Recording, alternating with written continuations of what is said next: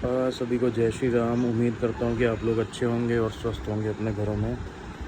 तो चलिए बढ़ते हैं आज के ज्ञान की तरफ। आज का जो ज्ञान है बड़ा ही सर्वश्रेष्ठ है।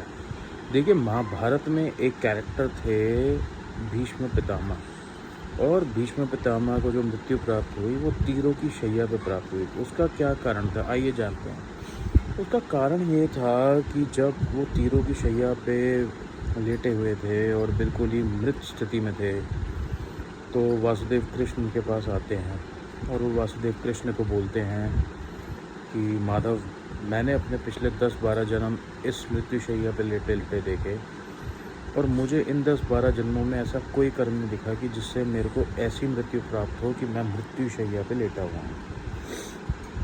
तो माधव फिर उनको याद करवाते हैं कि ये 10-12 जन्म नहीं, ये आपके काफ़ी पूर्व जन्म, कोई 40वें या 50वें जन्म के आपके ये कर्म है।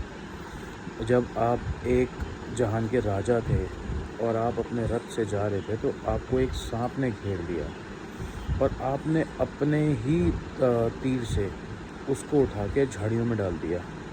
और जब वो सांप वहाँ से निकलने लगा तो वो कांटों में उलझ गया, और जब वो वहाँ से निकलना चाहे तो वहीं वो उलझ जाए, कभी उसको कोई कांटा चुभे, कभी उसको कोई कांटा चुभे, और वो वैसे ही तड़पते तड़पते 10-12 दिन में उस सर्प ने अपने प्राण त्याग दिए।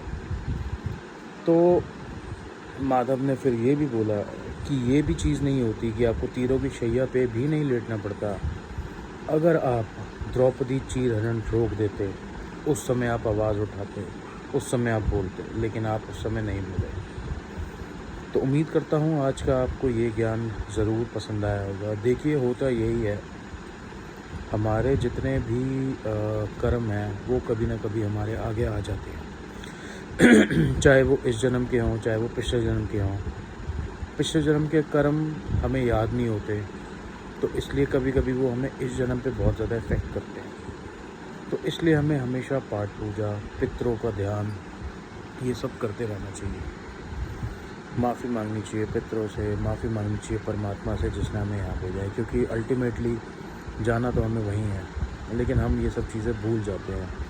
और ये सब चीज़ें इसलिए भूल जाते हैं क्योंकि जब हम इस संसार में आते हैं तो हमारे ऊपर जिम्मेवारियाँ इतनी पड़ जाती हैं कि हम उस चीज़ को, भगवान का नाम लेने को हम भूल जाते हैं।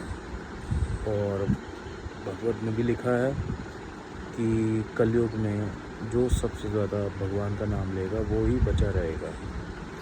और भगवान का नाम ज़रूरी नहीं है कि आपको 24 घंटे भगवान का नाम लेना है। आप कोई भी काम करते वक्त, कहीं भी जाते हुए, कभी चलते हुए, सोते हुए, बैठते हुए, आप भगवान का नाम ले सकते हैं।